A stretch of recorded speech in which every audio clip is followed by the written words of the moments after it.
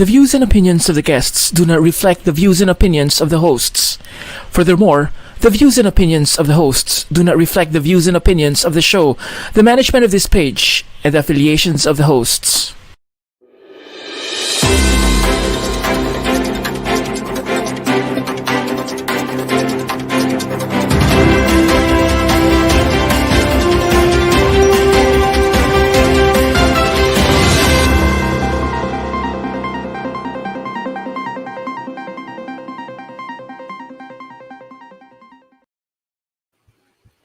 Mula dito sa Singapore, welcome po muli sa isa na namang gabi na makabuluhan at napapanahong talakayan. Ito po ang Weekends with Rated J. Ang programang ginawa para sa mga overseas Filipino mula sa kapwa overseas Filipino. Inyo po itong napapanood ng live tuwing Sabado sa tulong na rin ng teknolohiya at ng social media. Magandang gabi po sa lahat ng mga nanonood dito sa Singapore, sa Estados Unidos, and all over the world. Maraming salamat po sa inyong patuloy na pagtitiwala. Ako po si June Rigunan. At mula naman po dito sa Estados Unidos, ako naman po si Dazeline Zapata Pinlac. Good evening, partner. At Good evening, partner. Magandang gabi sa mga kaibigan natin at kakwentuhan tuwing Sabado ng gabi. For more updates, please like and follow our official Facebook page na Rated J at syempre sa ating YouTube channel na Rated J Official. Para naman po sa inyong mga komento, mag-post o mag-message sa ating Facebook page at sa ating Twitter account na Rated J Official o di kaya naman ay mag-email sa ratedjofficial@gmail.com. Alright, partner. Eto na nga, partner. Napaka-importante ng ating talakayan ngayong Tama. gabi at napaka-espesyal dahil marami tayo makakasama o may makakasama tayo ngayong gabi na mula sa National Crime Prevention Council dito sa Singapore, and of course, ang ating bisita mula naman po sa Singapore Police Force. Napaka-espesyal talaga, partner. For sure, makaka-relate ka dito sa ating episode tonight, partner, kasi matagal na ring pinag-uusapan sa iba't ibang programa dito sa Rated J ang pagbabago ng pamumuhay natin ng dahil sa pandemyang kinakaharap natin hanggang sa kasalukuyan. Lahat tayo ay naging online shopper na talaga, di ba, partner? That is right, partner. Lalo na nga nitong noong circuit breaker at hanggang ngayon, di ba, na nagkakaroon tayo ng mga pagtaas ng kaso at heightened alert. Talagang naging dependent na tayo sa mga online shopping. Mapapagkain man yan, pamimili ng damit, gamit sa bahay, grocery, o kahit nga yung mga equipment at gadget. Ultimo nga, cellphone camera, microphone, lahat, pipindot-pindot ka lamang at makakabili ka na, add to cart ka na. Subalit, alam nyo ba na ang ganitong advancement ng teknolohiya ay may maaaring kaakibat na pangamba? Ano nga ba ang mga ito? Panoorin natin. Hindi pa rin natatapos ang pandemya na kinakaharap ng buong mundo at patuloy ding nagsulputang parang kabute ang mga online transaction gaya ng online shopping, online jobs at kung ano-ano pang ganap sa internet. Ngunit paalala lamang, baka naman isa ka na sa mga target na mabiktima ng mga nagsulputang scam na nakikita sa online platforms, social media at lalo na sa instant messaging apps. O baka naman isa ka sa napakaraming nakakatanggap ng messages na umeenganyong mangutang o tumaya sa karera. Kaya bago ka maniwala at pumindot sa iyong cellphone o computer, manood muna ngayong gabi. Paano ba malalaman kung peke o nanluloko na ang mga umeengganyo sa iyo sa internet? Huwag maging biktima. Pag-usapan natin yan kasama ang National Crime Prevention Council at Singapore Police Force. Scam Alert! Dito lamang sa programang laging handa para sa iyo. Weekends with Rated J.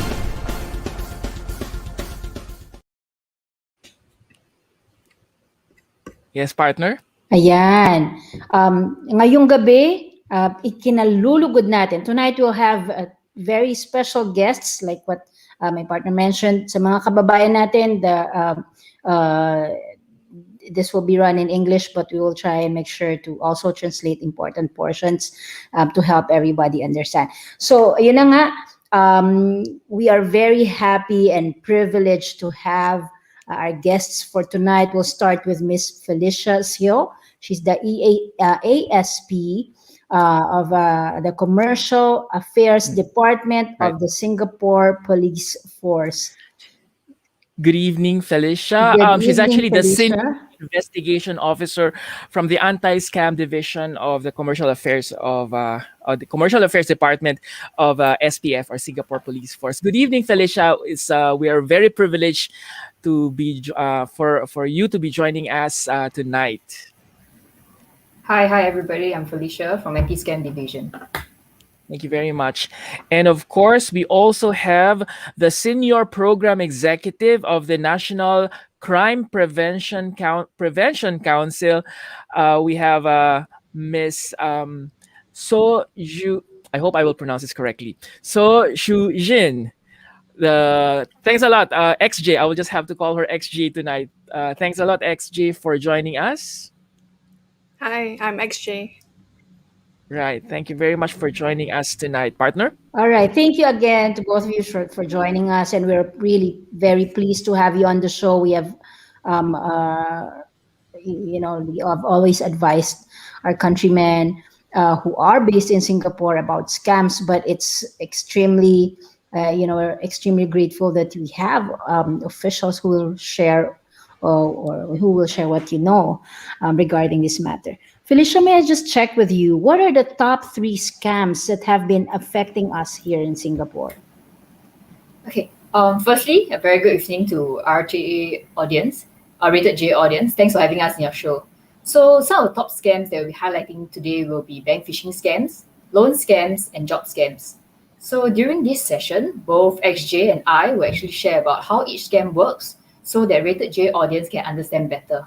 However, we want to highlight that scams are constantly evolving, so the methods mentioned here will change in time to come. Right. Is there any particular segment of the society that are more vulnerable when it comes to these scams, Felicia? I believe scammers target anyone, regardless of age, race, profession, and educational level. However, given that many scams involve the use of technology, the younger groups are more vulnerable. So sabi po ni Felicia ay mas vulnerable daw po yung mga mas bata dahil tayo po yung mas madalas na humahawak ng ating mga telepono, mga computer, so mas involved tayo kumbaga sa technology. Partner? Still for Felicia, for example, our foreign domestic workers, our migrant domestic workers, based on your information, what kind of scam are they more vulnerable to? And can you share with us some stories of such? Yes, sure. So basically the scams we are covering today affects the community, which includes domestic helpers in Singapore. Let me share a case study on one of such scams in Singapore. So this victim is actually a female, 48-year-old, who needed money for family emergency. So on one day, she just received an SMS claiming to be from the bank, advertising loans. So easily, she just contacted a WhatsApp number which was listed in the SMS, arranged to take out a 20,000 loan. The scammer instructed the victim to actually make payment of 1,800 as insurance, advanced monthly repayment. So the victim transferred the money to 2 different banks' accounts. This is provided by the scammer. She then subsequently realized that she has been scammed because she didn't receive the loan as promised 2 days later. So I believe this is a very relatable example for all of us because many of us have received SMS offering loans. So it's important for everybody to remain cautious. Even if these scammers claim to be from companies such as banks or licensed money lenders, never give away any information such as NRIC numbers, contact numbers, and bank details, especially your bank account numbers. Right. That's always also our what we always tell our viewers, not to really give all these very important informations to anyone. We actually had an episode previously, I think sometime end of last year or even early of this year, about illegal money lenders in this show. And fortunately, when we talk to our embassy, they have mentioned that the reported cases now of illegal money lending related to the Filipinos in Singapore has significantly reduced thanks to all those information dissemination that the embassy has been helping us with this. But we continue to educate our kababayans or our fellow Filipinos about this. Can you tell us again, how do we distinguish, a real and the fake money lender or illegal money lender in this case. Until now, I have been receiving advertisements mentioning about money lending, or I just received this morning about betting. I'm not sure about my partner here, Adaz, but I've always been receiving a lot of this SMS, SMS, all these kinds of messaging platforms, and it seems to be illegal money lenders. So how do we distinguish this? Okay, my best advice is to ignore all of them because loan scams is basically the Yes. easiest scam to spot. Why? Because all SMSs, messages that you receive through your messaging apps, even those that you see advertisements on Facebook are practically all illegal. Mm-mm. So reason being, in Singapore, licensed money lenders are not allowed to advertise their business through SMSs and WhatsApp messages. So we will advise audience to actually ignore all advertisements and not to respond when you come across the advertisement, be it on Facebook or Google. So we will encourage you to report all these advertisements to the respective platforms. Alright, uulitin ko lamang po siguro ang sinabi ni Felicia. Unang-una daw po, hindi po pinapayagan ang paglalagay po ng mga advertisement sa mga iba-ibang platforms katulad po ng Facebook, Google, dun sa mga nagpapautang. Bawal po yan dito sa Singapore. Hindi po pinapayagan yun. I think nabanggit na rin naman natin noon yun, partner, sa ating mga Oo. kababayan. At So, sinabi po ni Felicia na kailangan pong i-ignore. Ano bang ignore, partner? Huwag Kailangan pansinin o Huwag i-delete nyo na pansinin. kaagad o i-block nyo na kaagad. Basta nakuha nyo yan sa social media or SMS, definitely yan ay illegal kasi bawal sa kanila nga. Katulad ng sinabi ni Felicia at ni partner at na hindi magpapadala sa inyo yan through these platforms. Kung natanggap nyo yan through messaging or social media, definitely yan ay scam. Huwag pansinin, i-block, at wag nang mangutang pa doon sa mga ito. Ayan. Para naman sa ating susunod na katanungan sa mga kababayan natin. Felicia, sorry, this one is for XJ. We have to re-emphasize that licensed money lenders are not allowed to approve loans remotely, but only at their registered office location. But some of us may be facing some difficulties, and for whatever reason, we are in need of taking up a loan. What and where should we go? How do we know if these establishments or these money lenders are legal? What do we check? So in the case that you need to take up loan, you can either visit the bank or this particular website that we are flashing on the screen. Yeah, so there will be a list of licensed money lenders shared on the Ministry of Law website, and you can find the contact details of these licensed money lenders. Right. This QR code is actually the Ministry of Law website.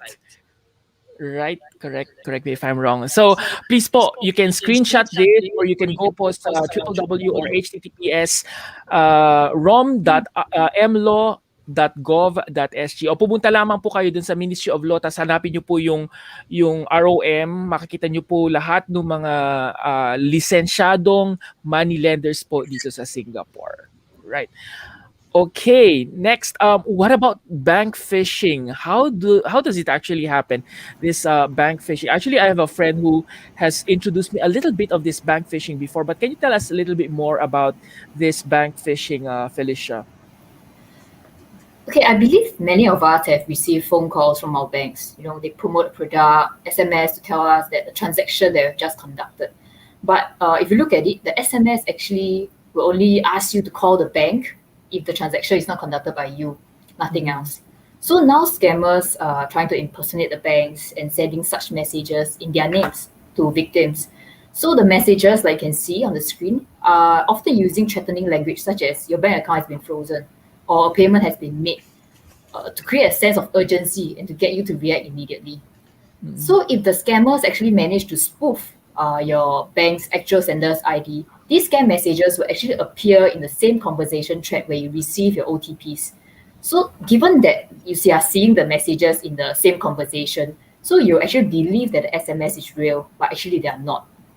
In some other cases, scammers might just call you claiming to be a bank staff, informing you of an issue with a bank account, threaten you that you are involved in some criminal activities and asking you for your personal details and one-time password in order to resolve the bank issue, which is not true as well.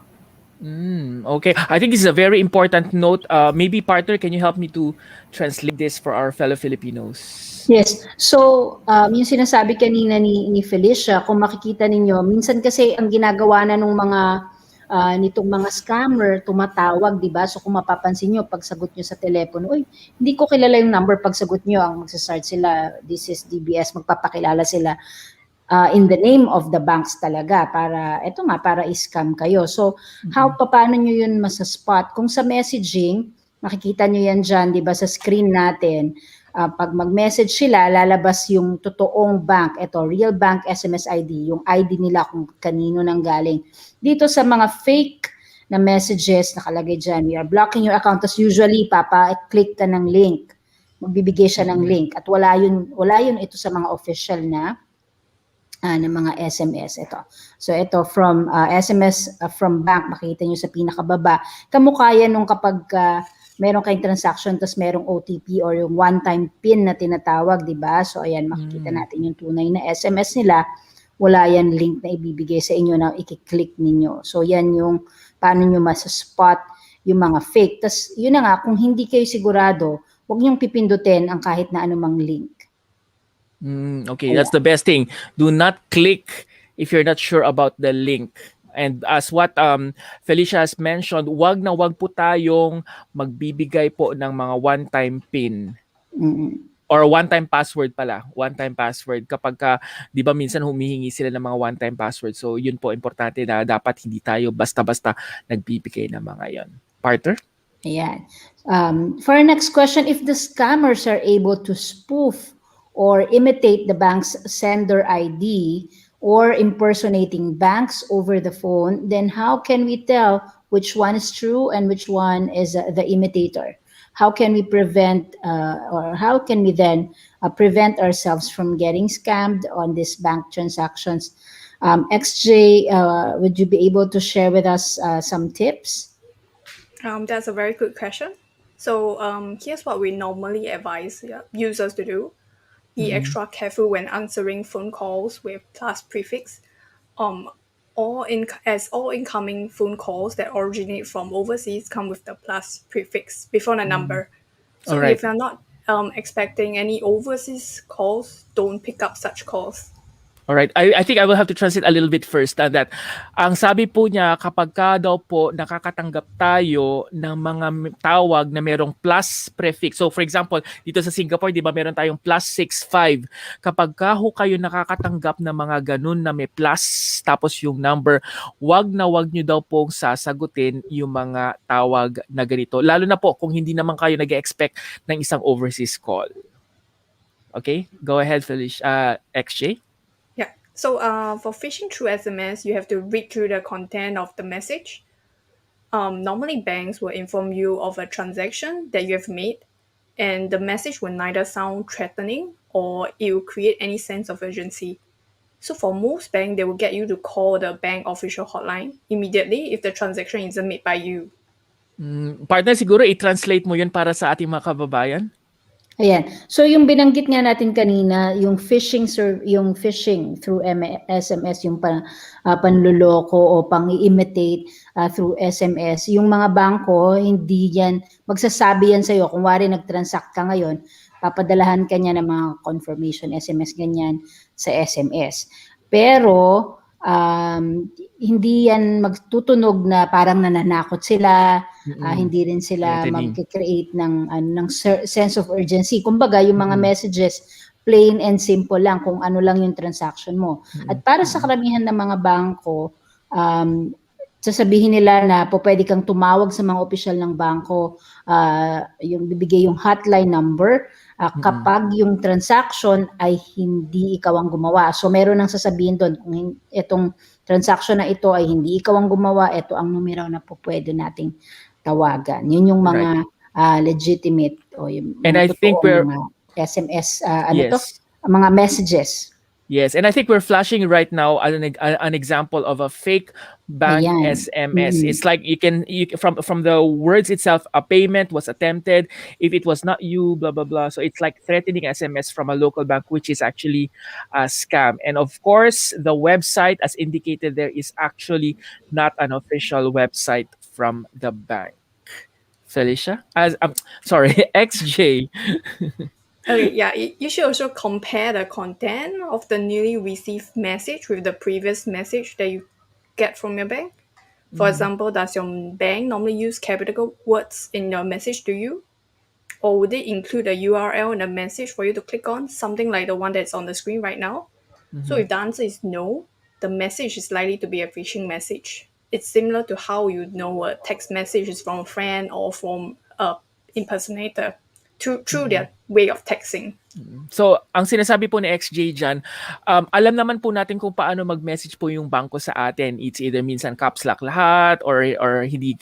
Kumbaga, alam na natin kung paano sila nagme-message. So, kung napansin nyo na medyo kakaiba yung message, yung pattern o yung paraan ng kanilang pagme-message, nako, magduda na ho kayo dyan kasi parang kaibigan lang po yan na kapag nagme-message kayo sa kaibigan nyo, di ba? Usually, standard na yung paraan ng pagme-message nyo. Pero kapag napansin nyo na parang iba siyang mag-message ngayon, nako, magtaka na kayo doon at maaaring ito ay phishing na o nag-impersonate na ng pagta-text.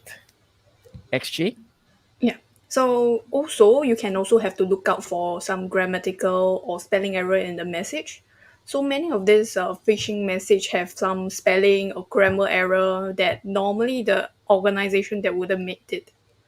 Right. Ang sinasabi po ni XG ay kung minsan po ay may mga grammatical errors o kaya mali yung spelling. Like for example, yesterday, XJ, I actually received a message and the way that they spell the I think Singapore or something like that was actually wrong. It's like they exchanged the letters, for very simple words like that. So that's already should be a sign. Ito na po yung senyales na maaaring nagfi-phishing o isang scam na ho yung nagme-message po sa inyo. Yep, XJ. Okay, so sometimes you can also find URL in your SMS, also something similar on the screen. You should never click on it. And what you can do is to enter to your account through the official bank website, or you can log into the bank app on your mobile phone to verify the information. Just remember not to log in through the link provided in the SMS or in the email that you have received.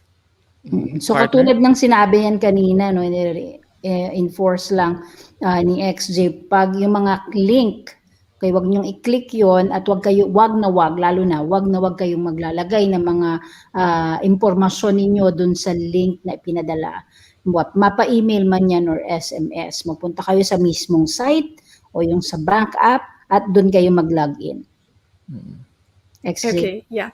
So also shared by Felicia earlier, scammer will ask you for your OTP, one-time password, which you should never ever share with anyone because it's like a key to your bank account, and the bank staff will never ask for this information. So Partner?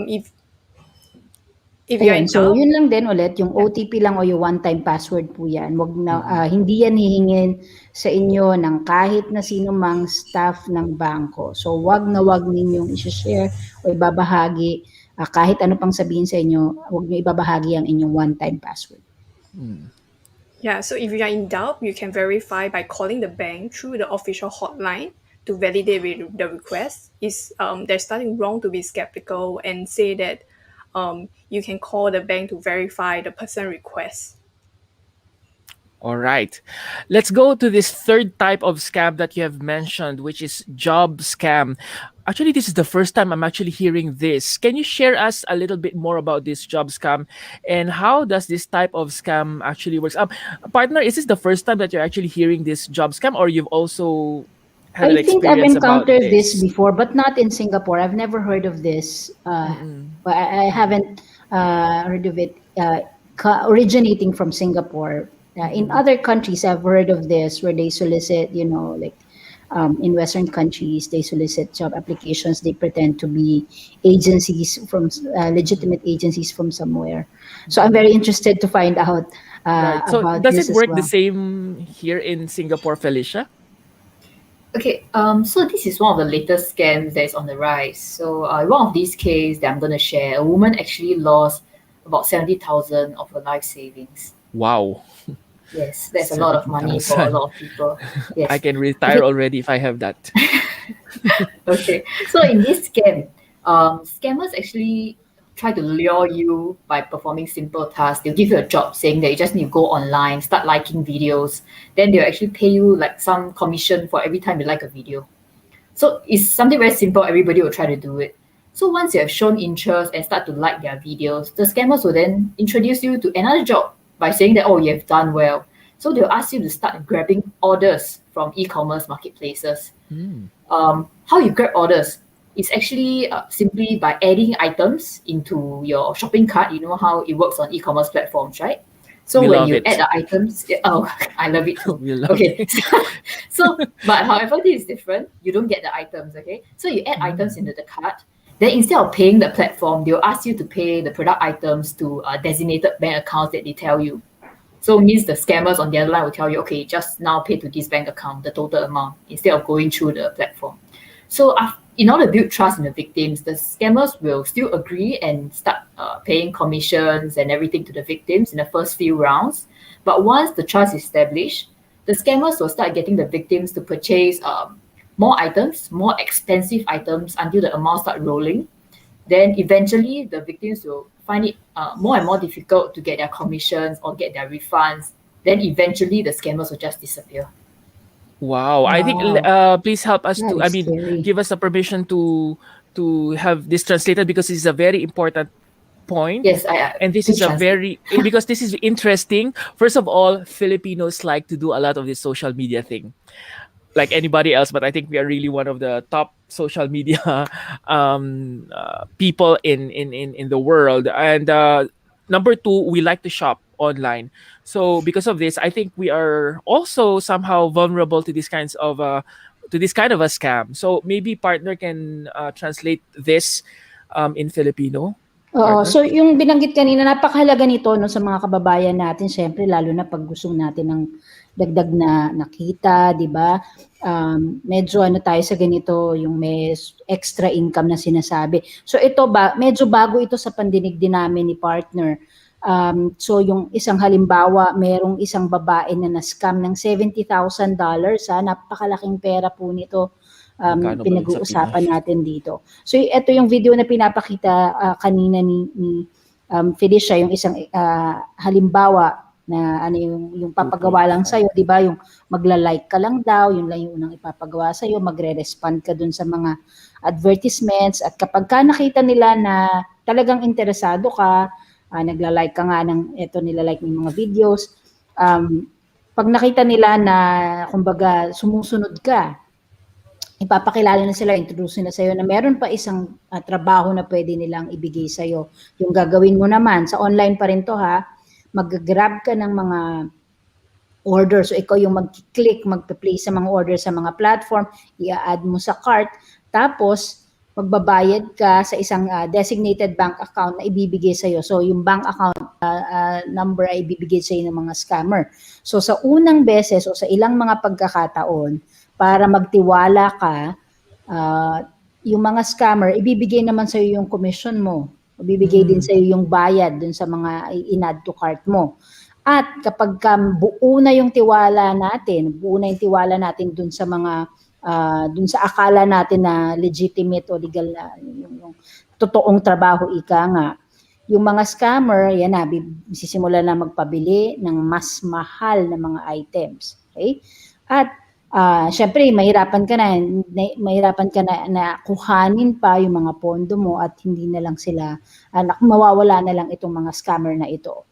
So kahit na matutokso tayo sa mga ito yung parang kumbaga easy money, di ba? Iiwasan natin siya kasi nga malaking chance na ito ay mga itong mga job scam na Scammers. sinasabi. Wow, job scam Yeah. bago lang yan. This is a very new Bago lang one, yan. job scam. Mm-mm. All right, partner. Okay.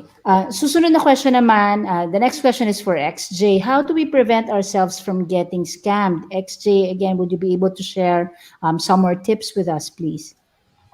Okay. Yeah. So one of the more important points is to read the content of the adverts. Scam job ads often give some vague job description, and we advise users to go to the legitimate job portals to search for job opportunity and do not respond to random job offers sent out via SMS or WhatsApp. Okay, You ang should sinasabi po ni XJ ay kapag ka ho may mga nagpapadala sa SMS or WhatsApp na mga parang job advertisements, most likely po hindi po yun totoo. Usually, yung mga legitimate o yung mga totoo pong mga naghahanap ng trabaho ay may mga job portals po. Ito po yung mga pwede kayo maghanap ng mga job portals o mga trabaho sa mga job portals. So yun po yung mga legit na mga trabaho. XJ? Yeah. So you should always be very wary of such tempting job offers. If a job offers very high salary with little effort, this could be a sign of scam. So this is like an easy money thing. So kapag ka daw ho malaki yung sweldo pero napakaliit lang naman ang gagawin mo, nako magtaka na ho kayo at posibleng scam na ho to. XJ? Yeah. So scam job offers will often request for your bank details, or they would make you make advance payment to secure a job. So no matter what kind of excuses they give, you should never pay to secure a job. Partner?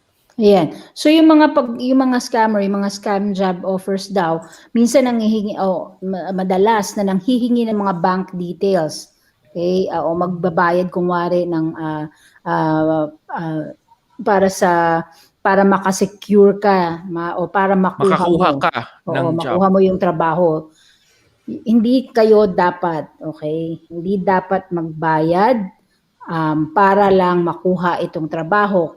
No matter kung ano man to, no, kung ano man ang trabaho yung kung ano man na excuse yung sabihin nila sa inyo, dapat hindi kayo magbayad para ma-secure ang trabaho. Kung nire-require kayo ng ganito, malamang scam yung job offer na yun.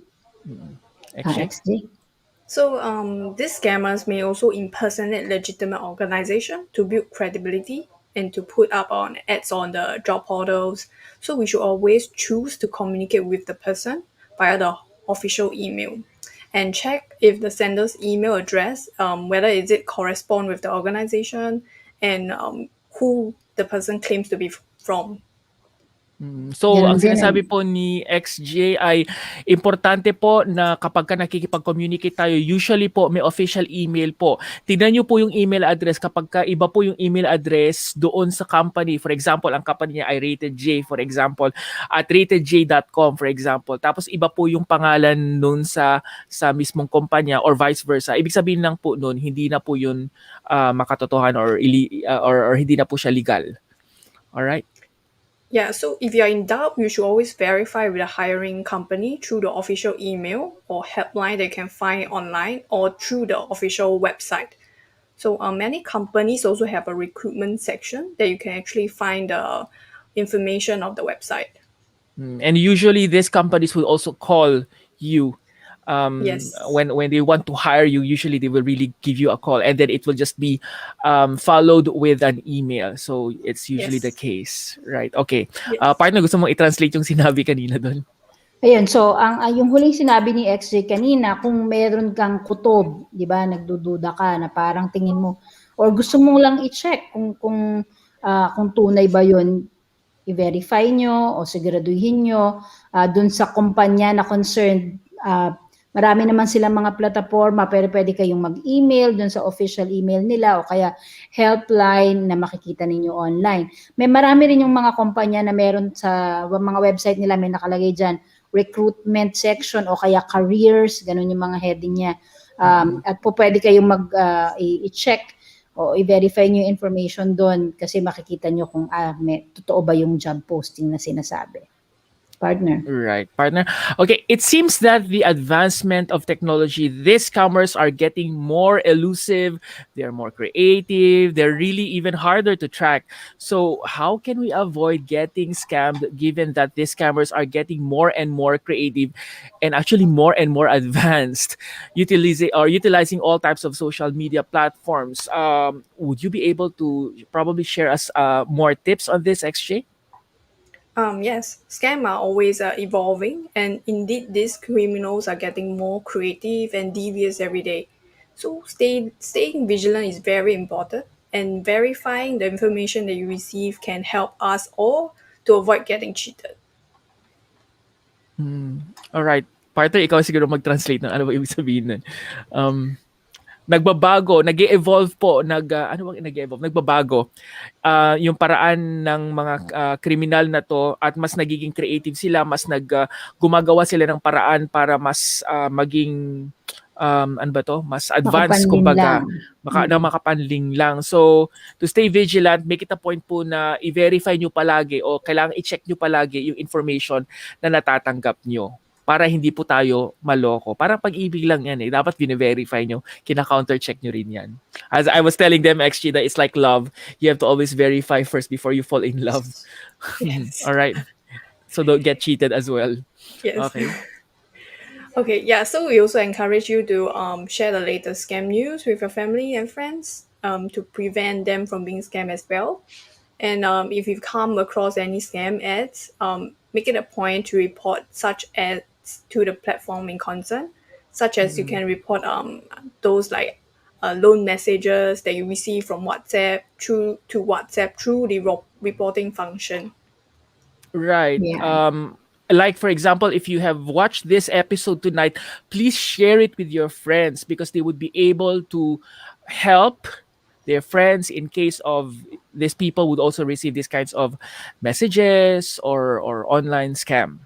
Right? So ang sinasabi po niya ay kapag ka meron po tayong mga natatanggap na mga balita tungkol sa mga latest scam news, i-share niyo po sa inyong mga mahal sa buhay para at least nakatulong din po kayo at hindi na rin makadagdag pa sa mga tao na nasa scam. And make it a point po na i-report niyo po yung mga ads sa mga platforms katulad po siguro din ng kanilang organisasyon.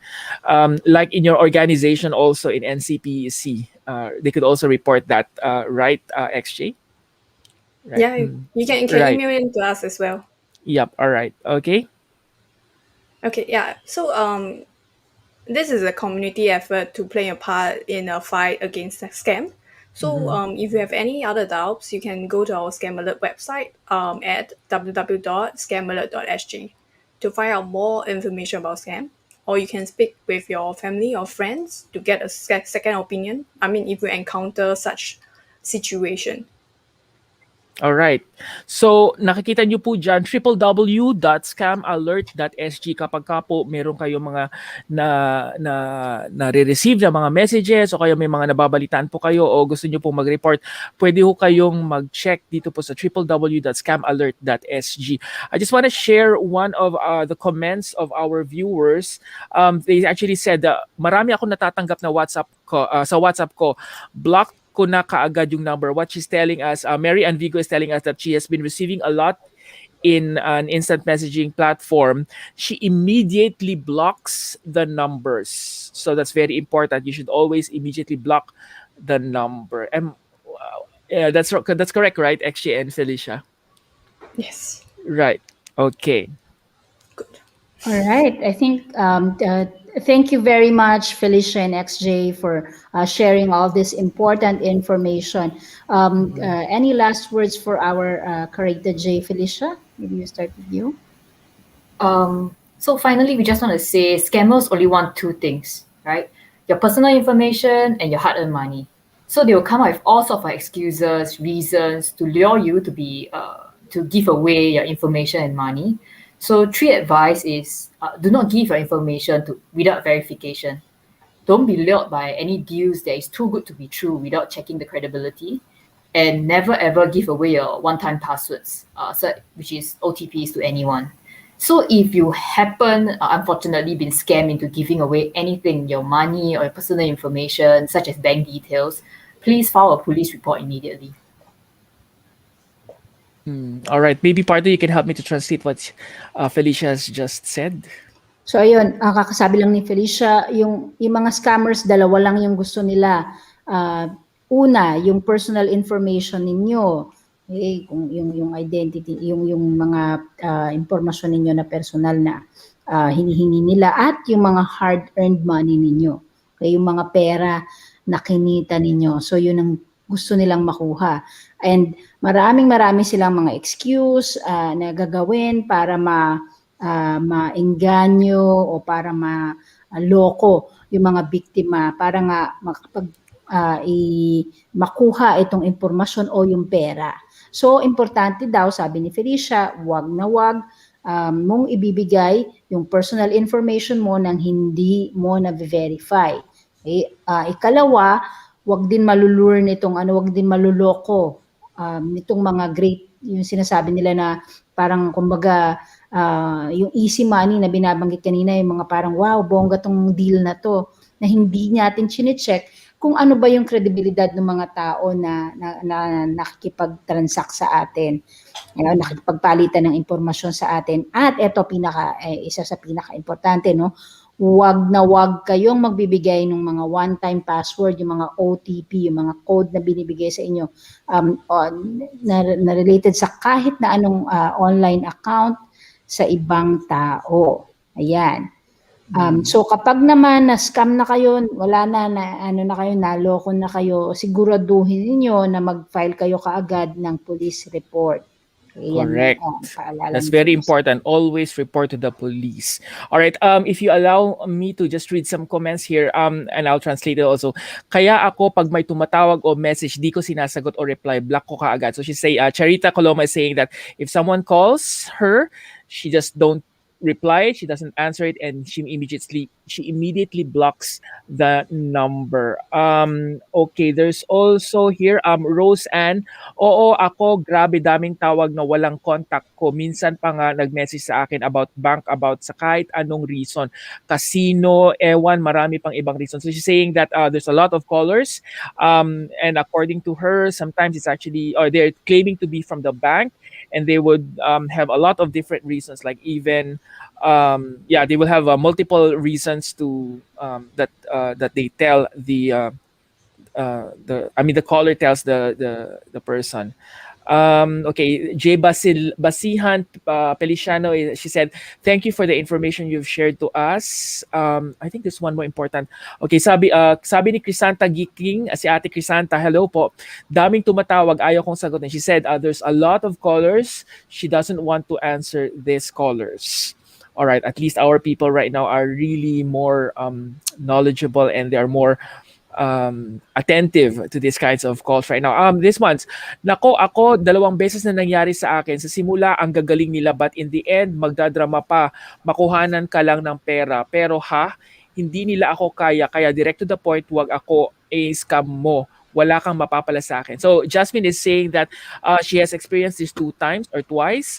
At first, they tend to be very, they tend to be very good, but in the end, they will say a lot of drama. They say a lot of drama. Drama, and in the end, she will be very direct to the point. She would say, "No, not me, because you cannot get anything from me." That's what she's trying to say. Okay. Partner, ikaw ang mag-translate ito. Nag-report ako kaagad sa amo ko sa mga police, kaya ako ngayon di na ako tumatanggap ng call. For Janet Corpus Aquino, she just reported to her employer. So she told her employer, and then they are the ones who, the employer actually helped her report to the police. So from then, she has stopped receiving the calls. She has learned her lesson. Thank you, Janet, for sharing that. Thank you, Janet. To the employer as well. Yeah, so right. Sa mga kababayan natin, maganda din yun na napaalala, di ba? Sabihin ninyo sa inyong mga employer, kasi yung mga employer, very aware sila sa mga ganyan din. All right. Anyways, that's it for this for tonight. Anything else you guys wants to say, or we're okay? We're done. XJ would also have a last words. Are you okay? Okay. All right. Thank you very much for joining us tonight. Thank you. XJ and Felicia, we really appreciate it. And I'm very sure that we hope that this episode will be shared by our viewers to other viewers as well. We have almost 100 viewers, concurrent viewers a while ago, and hopefully this would be passed on to a lot more viewers later on. All right. So mula po sa aming tahanan dito sa Singapore, ako po muli si June Rigonan. At ako naman po si Dazeline Zapata Pinlac. Abangan niyo po muli kami sa susunod na Sabado sa mga pinakabago, pinakamakabuluhan at mga napapanahong impormasyon at talakayan, ang tunay na public service na hatid namin para sa inyo. mula sa programang ginawa ng mga overseas Filipino para sa mga kapwa overseas Filipino. Ito po ang Weekends Weekends with with Rated J. Please stand by po for He Said, She Said. Felicia and XJ, please stand by there. We will just put our extra video. Bye everyone. See you po sa He Said, She Said susunod na po. Thank you for watching our program. Please do like and share this video. Don't forget to watch our other videos and subscribe to our YouTube channel. Salamat, Rated J.